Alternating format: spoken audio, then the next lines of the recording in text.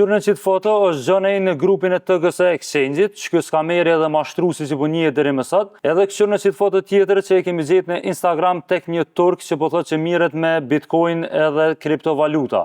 Pra është fotoja e njëjtë në prapaskenë, që po mendohet që është Roko edhe Gjonej. PGL ose trotinetat me qira edhe TGS Exchange tashmë po dihet që janë skema piramidale. Kjo vetë se u faktu, PGL-ja u mbyll, TGS-ja pja u bllokon parë qytetarëve që po i investojnë, por prap derisa ka të interesuar me rreziku në këto platforma, është vendimi i tyre. Një çështje që ka ngritë shumë pikpyetje janë udhëheqësit e këtyre grupeve, pra si te PGL-ja edhe te TGS Exchange, që shkruajnë nëpër grupe në Telegram. Atyre që kur nuk ju kanë mësu identiteti i vërtet edhe që kanë shkruar gjithmonë përmes llogarive të tyre në Telegram, po kur kërkush nuk i ka pasë çysh dokën në të vërtetë. Ata shkruajnë në Telegram, transferet i kërkojnë vetëm me kripto, pra sipas tyre çdo sen mundohen me e bë sigur që mos me lan prova që munden me e bë më të lehtë identifikimin dhe arrestimin e tyre në të ardhmen. Në grupin e PGL-s ka qenë një farë Roko, të cilit njerëz ju kanë drejtuar për gjithçka. Domethënë çka do që ka pas me PGL ose trotineta, ju kanë drejtuar Rokos në Telegram.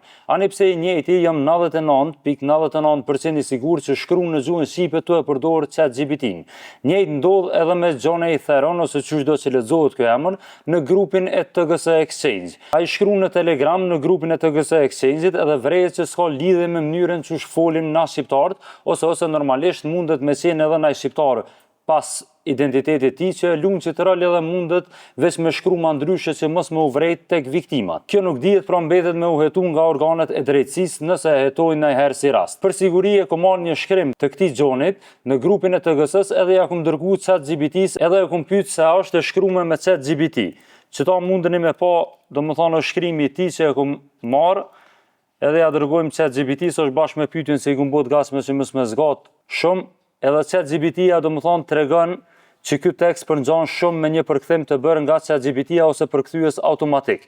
Gjithashtu i tregon edhe pikat pse ky shkrim është i dyshimt si përkthim automatik ose me ChatGPT. Nëse tutje, deri më tash çka ku mujt me zgjedh nëpër këto grupe, dyshimet janë që Roko në grupin e PGL-s edhe Gjonej në grupin e TGS-s janë i njëjti person. Gjonej shfaqet me foto të profilin në Telegram, të cilin ku mujt me zgjedh në disa profile në rrjetin social Instagram. Kështu në çet foto të Gjonej, të cilën ai e shfaq, domethënë në Telegram, në grupin e TGS Exchange-it. Shihet që kjo piktura përmas që është aktori Leonardo DiCaprio për filmit The Wolf of Wall Street, nëse e ka pa dikush, edhe që pjesën e murit tek dritarja këtu afër. Të njëjtën foto, ku mujt me zgjedh në një profil Instagrami, ku shihet ky person, shihen 3 persona të tjerë me kriptovaluta duke u marrë mbrapa, por shikoni në sfond domethënë duket e njëjta pikturë, është Leonardo DiCaprio, shihet edhe pjesa e dritares, është pothuajse e njëjta. Pra është edhe karrika ngjan me ato që e tregum pak më herët. Pra është pothuajse e njëjta foto edhe nuk dihet a është ky personi i njëjtë.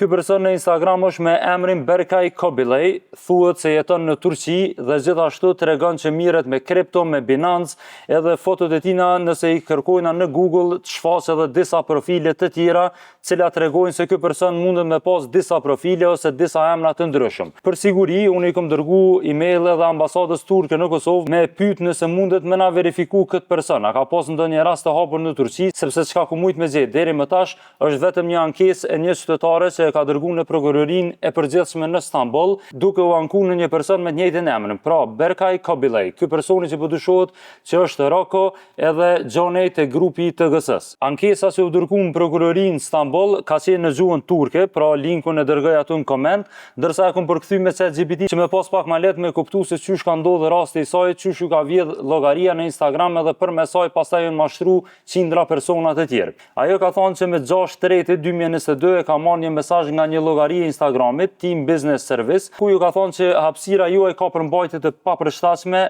mund të bëni ankesë brenda 24 orëve. Pra i ka treguar që diçka nuk është në rregull me Instagramin e saj dhe nëse don me bë ankesë, atëherë mundet me kliku tek një link. Në momentin që ka kliku tek linku, e ka humbur çasjen në llogarinë e vet, edhe gjithashtu ka nisë me u bë postime të çuditshme në storyt e saj në Instagram.